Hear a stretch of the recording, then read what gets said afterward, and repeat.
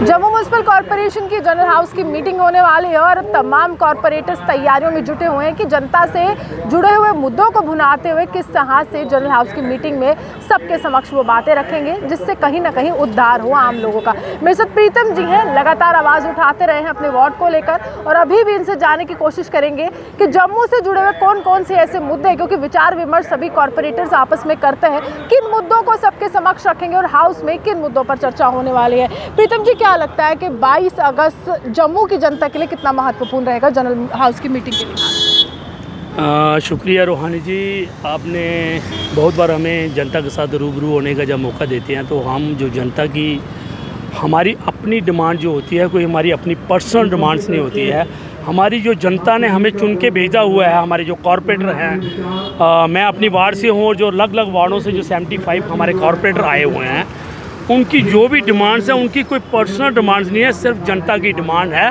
उन्होंने देखा है कि जहाँ एमएलए नहीं हैं, जो एमपी हैं वो जैसे भी काम कर रहे हैं कि नहीं कर रहे हैं, लोगों को देख रहे हैं कैसे कर रहे हैं कैसे नहीं, और हमारे जो कॉरपोरेटर हैं वो इस टाइम जनता की आवाज़ जो है वो हाउस में उठाते हैं।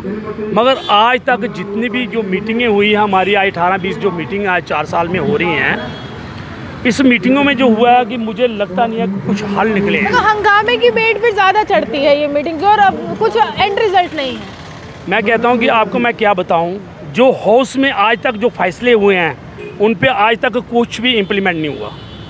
और दूसरा, अभी कोरोना का टाइम पीछे खा गया, 2 साल तो कॉरपोरेटरों का वो टाइम जो वेस्ट हो गया, उस टाइम में कोई डेवलपमेंट के काम नहीं हुए, लोगों के और जो मुद्दे के उन पे काम नहीं हुए। अभी जो मेरी मेन जो अभी की सिस्टम की बात है, जो डीसी हमारी अपनी लवासा जी थी, हमारे कमिश्नर थे, जब उस टाइम पे जो ऑनलाइन के लिए बिल्डिंग्स बनती थी उस पर पूरी कड़ी कार्रवाई थी। किसी की हिम्मत नहीं थी कि कोई गलत तरीके से बिल्डिंग बनाए, कोई एनक्रोचमेंट करे, कोई सरकारी जगहों पे, कोई ऐसी जगहों पे, उन कार्रवाई पे बड़ी सख्ती से कार्रवाई होती थी। और हमने देखा डिमोलिशन ड्राइव्स का दौर ज़्यादा शुरू हो चुका था, काफ़ी ज़्यादा जो अतिक्रमण किए हुए जो पूरे ढांचे थे उनको भी ध्वस्त किया जाता उस दौर। दरअसल प्रॉब्लम ये थी कि इन्होंने इन इलाकों में इतनी बुरी हालत और इतने बुरे तरीके से रखा था, बिल्कुल इलाकों को इग्नोर किया गया।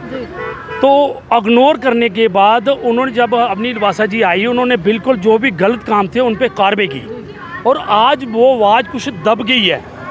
आज हमारे म्यूनसिपल कॉरपोरेशन के अंदर जो लीगल प्रॉब्लम्स हैं, जहाँ अनलीगल जो बिल्डिंग बन रही हैं, जहाँ कोई वायलेशन हो रही हैं, जो गलत तरीके से हो रही हैं, अभी भी कुछ आवाज़ जो है पता नहीं किस तरीके से इस कॉरपोरेशन में चल रहा है, कुछ ऐसा सिस्टम सेट बैठ गया है जो कमिश्नर साहब तक भी क्लियर बात नहीं पहुंचती। मैंने थोड़े दिनों पहले कि एक मैसेज दिया था कि कहीं जगह के वायलेशन हो रही है, अगर नक्शा हुआ है और रेजिडेंशियल के पास तो वहाँ बिल्डिंग कमर्शियल बन रही है, मगर कोई सुनवाई नहीं है। जब कमिश्नर साहब के पास चल जाएगा, चिट्ठा बताएंगे ये बिल्डिंग ऐसे है, तो वो बात ठप हो जाती है।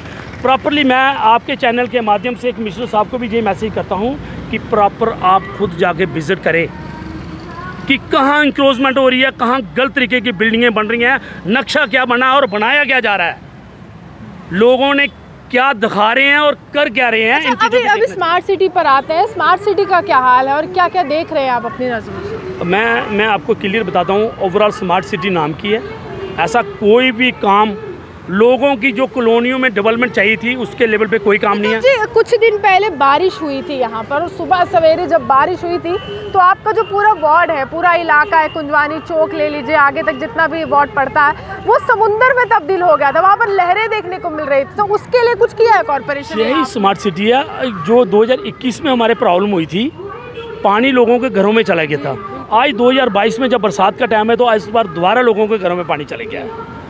मैं आपके चैनल के माध्यम से यही बताना चाहता हूं कि स्मार्ट सिटी सिर्फ कागज़ों में है, स्मार्ट सिटी सिर्फ हेरिटेज पॉइंट पे थोड़े से लाइटें लूटें लगाने से स्मार्ट सिटी से होगा लोगों की गलियां और नालियां जिस पे काम करना है। लोग ये पूछते हैं कि कॉर्पोरेटर साहब से पूछ लीजिएगा कि सड़क में गड्ढे हैं या गड्ढों में सड़क है। एक ही बात है जी, मैं तो आपको ये बताना चाहता हूँ कि सड़क ही नहीं है। जो 10 साल 15 साल बनी थी सड़क, हमने तो वो देखना कि अगर हमारी कॉलोनी में 10 सड़कें बनी हुई हैं उसको थोड़ी देखना 15 और बनने वाली हैं और रिपेयरिंग कोई नहीं होती, ये बहुत बड़ी बात है। मैं कहता हूं कि डिपार्टमेंट्स के पास फंड्स ही नहीं है, पैसा ही नहीं है।